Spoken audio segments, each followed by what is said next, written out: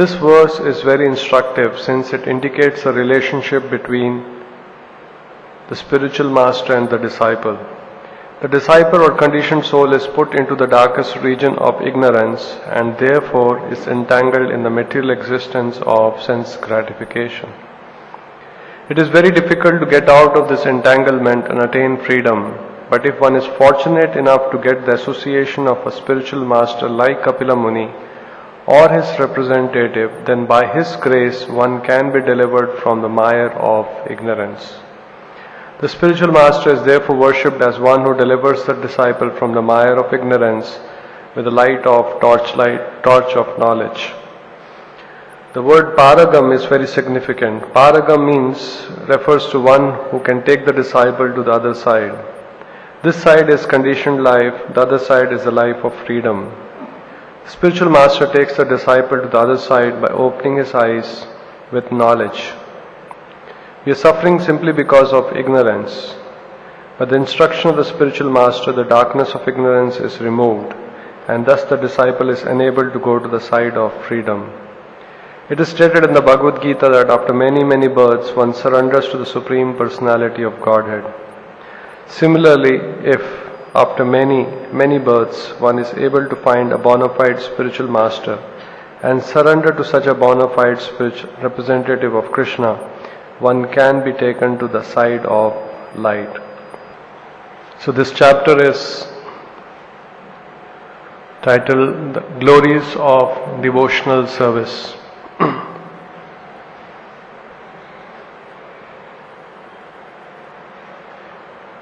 So here it's mentioned in this verse that your Lordship is my only means of getting out of this darkest region of ignorance, because you are my transcendental I, which by your mercy I have attained after many, many births. So we have this prayers, Om Ajnana Timirandasya Jnananjana Shalakaya. So Prabhupada in the purport is writing that we all are born in darkness. Darkness of ignorance, Ajnan. Timirandasya means darkness. And what does spiritual master do? He opens our eyes with torchlight of knowledge. Jnananjana Shalakaya. Chakshurunmilitanyena tasmai Shri Guruve Namaha. And here it is also mentioned, I have attained after many, many births. By and large in this material world, the living entities are in a conditioned stage in darkness, overpowered by ignorance. In spiritual world, everyone is situated in their constitutional position, enlightened, in knowledge, serving the Supreme Lord. So in this material world, after many, many lifetimes, Bahunam Janmanam Ante, Labdhva Sudurlabham Idam Sahubhamante, which means after many, many births, Labdhva, we get human birth, and after many, many births,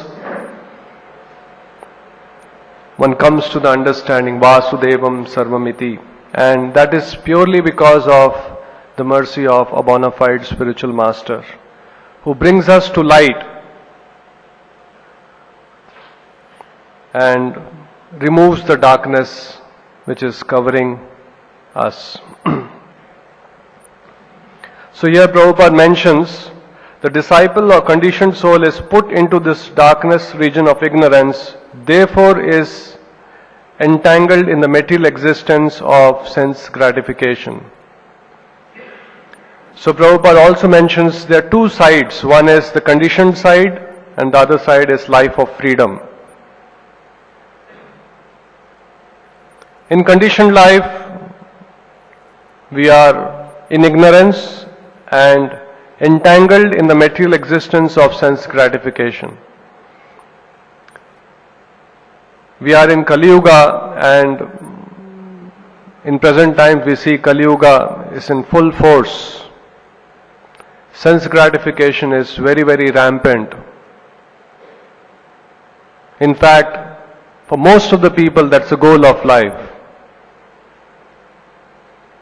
If we see today's newspapers, it's full of advertisements alluring people with different kinds of allurements, different kinds of deals, different types of, so to say, propositions to gratify the senses. Sometimes full pages of ad, like for example, there was one ad, billion day sale or something, billion sale, some 4 or 5 full pages ad, and different kinds of deals, how you can get a product at half the price or discounted price, special price. And there are different competitors who are competing how to get customers into their fold, how to increase their business.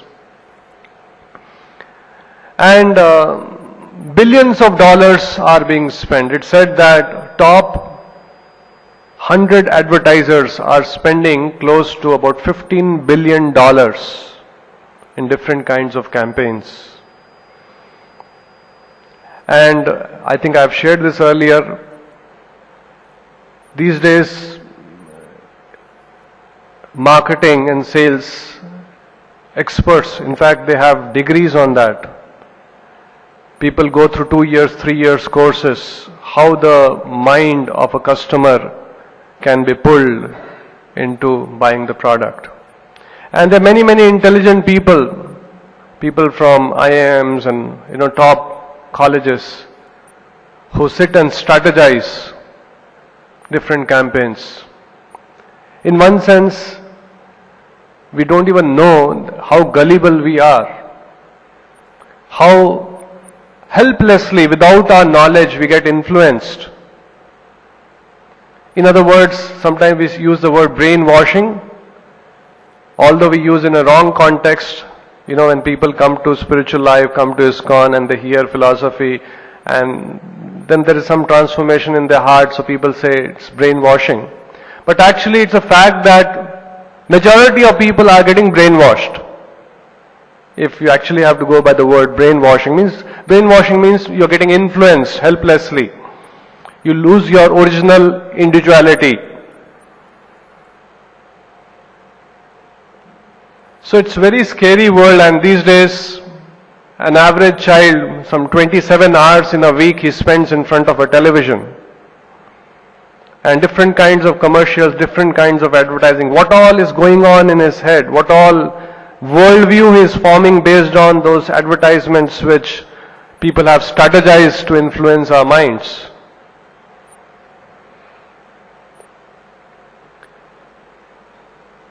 Bahushakastvananta, Krishna also says, Bahushaka, those who are Vivasayatmika Buddhi, those who are on this path, their mind, their intelligence is resolute. So in one sense, it's a very scary world, it's a very precarious condition. We are very, very fortunate, we are very, very blessed that we are in a very, very, so to say, protected environment. We don't even have an option to watch a television. Otherwise, it's very alluring, it's very, very tempting. You may even go for seeing something like news or something, but then you get pulled into so many things. And a lot of people, even so-called karmis, say that it is the biggest distraction in the households these days. An average parent spends about 3.5 minutes of meaningful conversation time with his child in a week, vis-a-vis 27 hours in front of television. So already we have, a conditioned soul has uncontrolled senses, uncontrolled mind. Krishna says mind, if it is uncontrolled, is a worst enemy. And a conditioned soul has a natural inclination to gratify the senses, enjoy the senses. Krishna is saying from the very beginning, regulate the senses and slay this destroyer of knowledge and self-realization. The other side, we have a world where there are unlimited opportunities to gratify the senses, to let the mind go completely loose. So in that sense, it's a great fortune that we are practicing spiritual life where 5 hours, 6 hours, especially the sadhana time, we can completely focus in remembering the Lord, thinking about the Lord, chanting His holy names, doing kirtans, hearing about Him, Bhagavatam class, which is not at all possible in the outside world. At best, many people are able to just finish their rounds if they are really genuine and serious in spirituality. Sometimes people start off with 16 rounds, but because of circumstances being so overwhelming, so many commitments, so many responsibilities, they gradually come down 8 rounds, 4 rounds. So this is the life of ignorance, life of bondage, conditioned life full of gratification of senses. So Prabhupada says, the spiritual master is therefore worshipped as one who delivers the disciple from the mire of ignorance from this side with the light of knowledge. The word paragram, para also means uspar. I think it comes from that word, uspar leke jana. Uspar means the other side. Gam means to go, to take. The word paragam is very significant. Paragam refers to one who can take the disciple to the other side. So what spiritual master does is a conditioned soul who is on this side, completely engrossed in gratifying the senses, completely ignorant of the purpose of human form of life, pulls that disciple and takes him to the other side, which is other side of light, other side of enlightenment, other side of knowledge. Now it is very important for us to understand what process we are following, what process Srila Prabhupada has given us. Even in the Bhagavad Gita, Krishna talks about Ashtanga Yoga, which yama, niyama, asana, control of mind, control of senses, sitting in rigid posture. He tells Arjuna, and Arjuna, as we know, he expresses his inability to follow that process. And then he says, Chanchala hi mana Krishna. And that was 5,000 years back. So, mind is very turbulent, mind is very restless, and Krishna himself is recommending to control the mind. You go to a secluded place, sit in a rigid posture. Yama, niyama, pranayama, asana, dharana, and finally one will come to a stage where dhyana, one will be able to focus his mind, withdraw from the senses and focus his mind on the Supreme Lord. It could be after many, many lifetimes. In Satya Yuga it used to be after many, many thousands of years. Lifespan was longer. So, out of causeless mercy, what in Kali Yuga we are getting, the process by Srila Prabhupada or Acharyas are giving us, the Bhakti Yoga process, where instead of following all the strict rules and regulations, we start with the end. End is what? Even though our mind and senses are completely untamed, we are in a conditioned stage, we are in ignorance, we start with the end, that is to serve the Supreme Lord, which is our constitutional position. Jivera Swarupa Hoy Nityera Krishna Das. So without even bothering to control our mind and senses, not that sometimes people say, should I give up this, should I give up that, should I give up all non-veg, should I give up smoking, everything, and then I can chant Hare Krishna Mahamantra. Generally we say, no, you can have a desire to give up, even though you are not given up yet, still you can start chanting Hare Krishna Mantra. One day it may so happen that if you are continuing to chant, you automatically will develop a distaste and a desire to give it up. That's our process. Same is the case with Bhakti Yoga. It is not that we are all great yogis in terms of controlling the mind, controlling the senses. Still we see the senses are, many times they overpower us. We still have an inclination to gratify our senses. Still our mind is, we can understand it is not fully in our control, it is untamed. Again, it's not a binary logic, 0 or 1. So we start with the end, that is to serve the Supreme Lord, Rishikesha Rishikena Sevanam Bhakti Ruchyate. We start serving the Master of the senses, the Lord, with our senses. And gradually what happens is our desire to serve our senses, desire to gratify the senses automatically becomes distasteful, we lose taste for it, we develop a higher taste, and it automatically is pushed out of the system. Otherwise, the other process involves strict control of the senses, strict control of the mind, then dhyana, dharana, and finally one reaches a stage where one gets linked or connected with the Supreme Lord. Again, link means what? Jivera swarupa hoye nitya, and then you have to serve. It's not that just get linked. Linked, understanding that this is my constitutional position, I am servant of Supreme Lord. Ultimately, we have to serve. And we are very fortunate, very blessed. In a conditioned stage, we are starting with the end, serving the Supreme Lord, which is our constitutional position, and all the lower forms of service automatically gets, so to say, eliminated from our life gradually. And that is what purification is all about.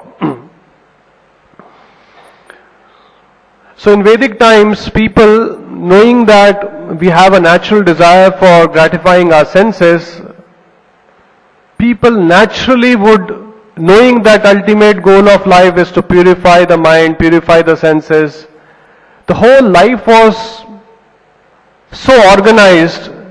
In one sense, if you could say, the philosophy of life was simple living, high thinking. Yes, we need to eat something to maintain this body. There's a difference between eat to live and live to eat. Yes, we cannot completely give up eating. And Krishna also does not forbid that you should not eat. You should eat only some bland food without any salt. Yagna Shishta Sana Santo Muchyante Sarva Kilbishay. We can eat, we can offer to the Lord, purify, sanctify the food stuff, and eat the remnants as prasadam.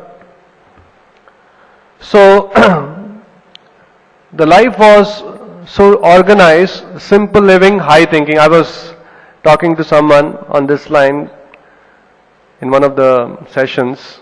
So then I asked them, in Vedic times the life was simple living, high thinking. What do you feel in present time our life is, or people in general? What kind of philosophy are we practicing?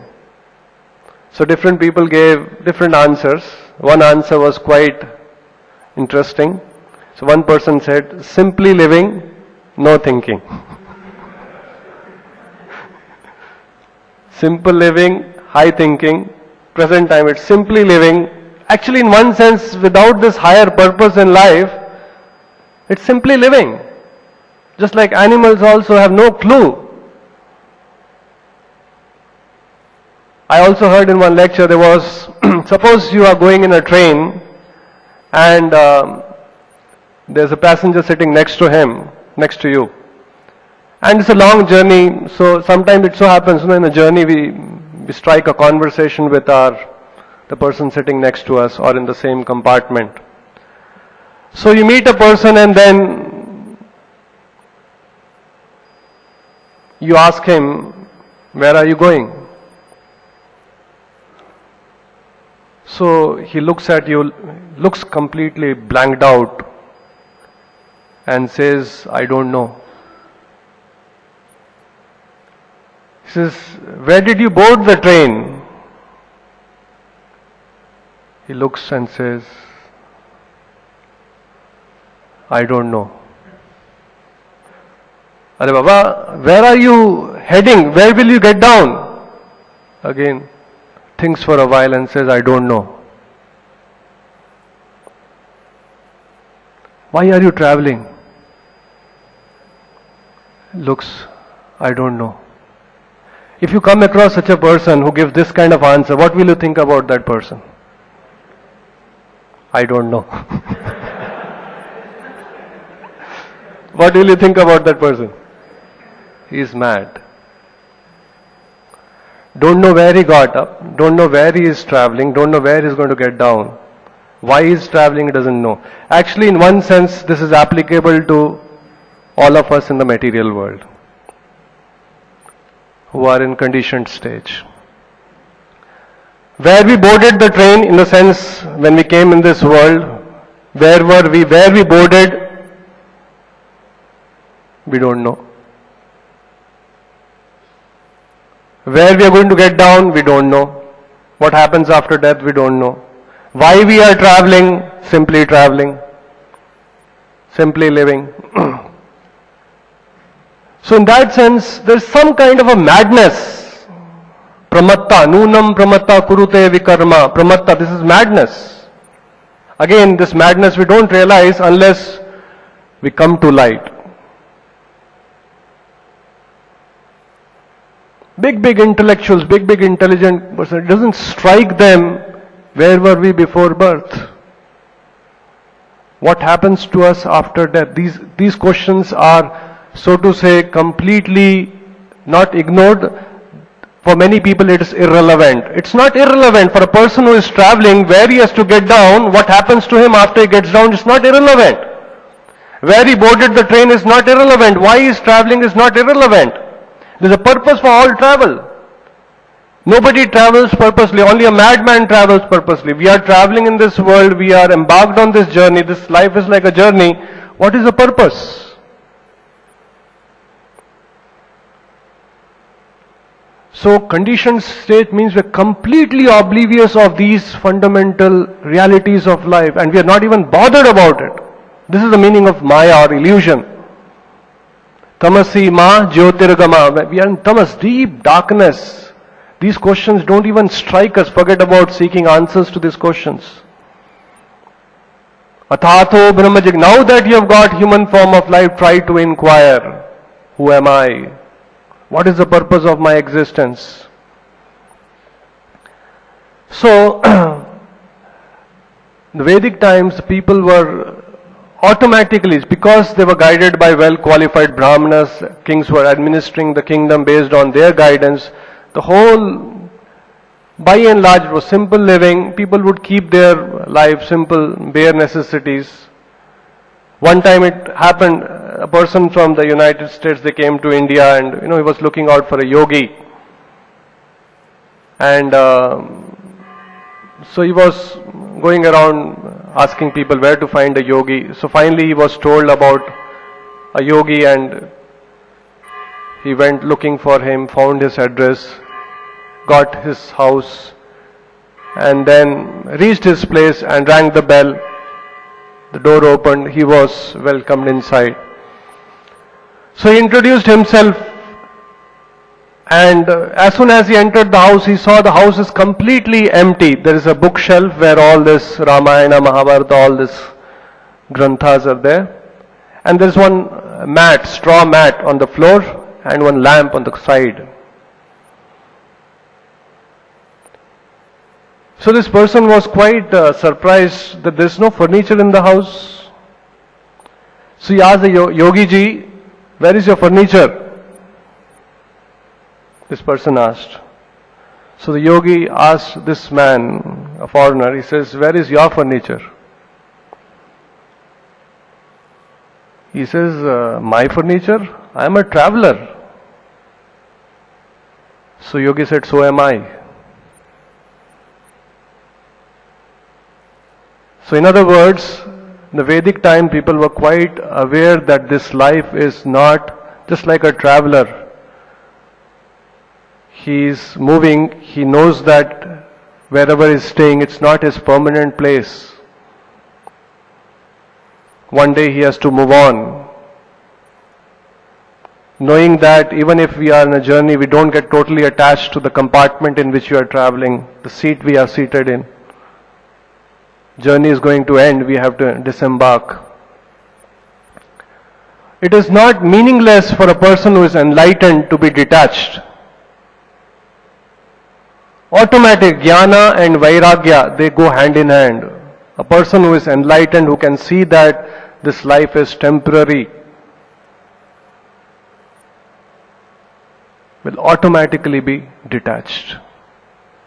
Just like Parikshit Maharaj, he knew that when the time came, he didn't by hook or crook try to elongate his life, counter the curse which the Brahmana boy had given. He simply accepted that and prepared himself and died a glorious death, remembering the Lord, hearing about the Lord. So that was the awareness which everyone had. Ultimately it is about realizing God, developing our relationship with Him, remembering Him, executing our worldly duties, and finally, Anta Narayana Smriti, how we can die remembering the Supreme Lord. So here Prabhupada mentions, the spiritual master takes the disciple to the other side by opening his eyes with knowledge. We are simply suffering because of ignorance. Ignorance makes us commit sinful activities. Out of ignorance we act in ways which are not in our self-interest. Out of ignorance only we are in a conditioned stage of life. Because of ignorance we gratify our senses. No doubt, many times because of having acted for so many times in so many lifetimes, we have got habituated. But the root cause is ignorance. Today, still we may gratify the senses. It may not be because of ignorance. We may realize that it is wrong, but we are conditioned to act in that way. Root cause is ignorance. Because of ignorance, we gratified the senses thinking that that will give me happiness. And we did that again and again, again and again, again and again, again and again till it became a habit. And today, even after we have the knowledge that I should not be doing this, I should not be, still I am helplessly acting at times because of habits, because of conditioning. That's the meaning of conditioning. We've got conditioned to act in a particular way. So what we are doing as sadhakas, we are breaking that conditioning. We have different anarthas, different habits, wrong habits. We are trying to break those habits by cultivating good habits. So that's why Prabhupada says, in spirituality we have to be patient, we have to be determined, we have to be enthusiastic.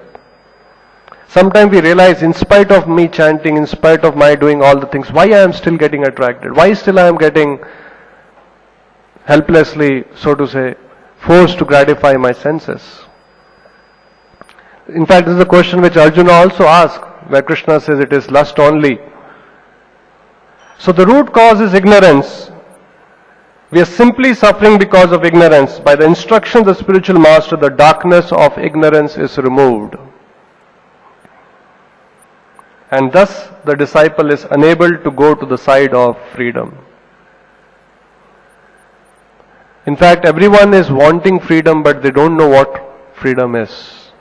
See how people with so enthusiasm we celebrate Independence Day. Even if you see typically on 15th August, now this month we're going to have 15th August, you'll see, if you're going on the roads, you'll see people with tricolors selling and people having it on their vehicles and, celebrating independence. So as a conditioned soul, we want independence, we want freedom. But a spiritual master actually takes us to the side of light and the side of freedom, the real freedom. It is stated in the Bhagavad Gita that after many, many births, one surrenders to the Supreme Personality of Godhead. Similarly, if after many, many births one is able to find a bona fide spiritual master and surrender to such a bona fide representative of Krishna, one can be taken to the side of light. So if we look how fortunate we are, after many, many births we get human birth. And we see in human life, there are so many people who have no clue of even God. That birth also is rare. Even human birth is rare. And then on top of that, birth in Bharatvarsha, Dharma Bhumi, that's even more rare. And then, you know, in India all kinds of people are there. Then some people are little pious. They may not be religious, they are pious. They may be little God-fearing. And then out of them, a subset, a small set is religious. They may, religious in the sense they may religiously go to the temple, but it's more of a, to assist or to enable their gratification of senses. Lord is used as a means to an end. The end is gratification of senses.